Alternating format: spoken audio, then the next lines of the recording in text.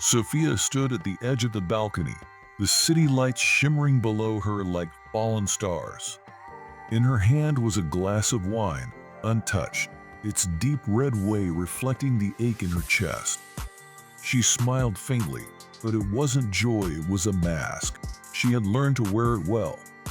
Behind her, the sound of laughter filled the air as her husband, Ryan, entertained their guests.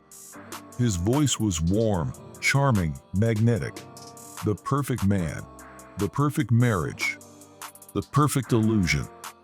Sophia's fingers tightened around the railing as the memory of that text flashed in her mind.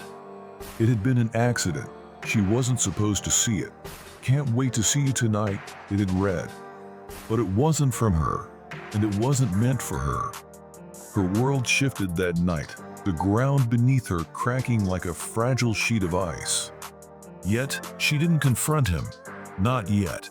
Instead, she played her role, observing, waiting, piecing together the threads of betrayal that Ryan had so carefully hidden. Sophia turned, her gaze falling on Ryan. He caught her eye and smiled, raising his glass as if toasting to their perfect life. But all she saw now were lies. Lies wrapped in silk, polished and gleaming, but still lies. In the crowd, a figure moved closer to Ryan, a woman with dark curls and an easy laugh. Sophia had seen her before, always lingering a little too close, her hand brushing his arm too often to be innocent. The name burned in her mind, Alyssa. Sophia had no proof yet, only suspicions. But tonight, she would change that. She slipped away from the party, unnoticed, and made her way to Ryan's study. Her heart pounded as she opened the drawer where he kept his phone. Locked. Of course. But Sophia was prepared.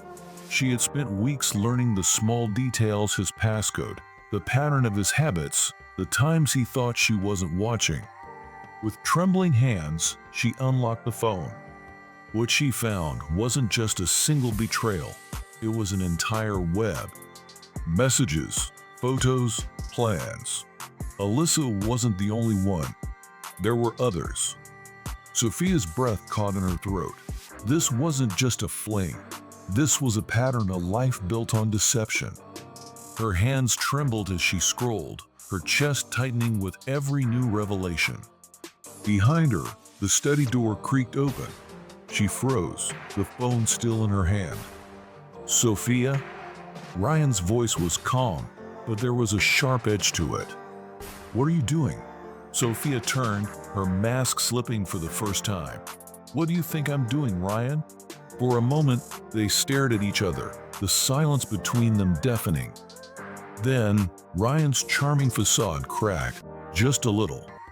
"You weren't supposed to see that," he said quietly. "No," Sophia replied, her voice steady despite the storm in her chest. "But now I have. And this time, I won't pretend anymore." As she walked past him, the phone still in her hand, Sophia knew the illusion was shattered.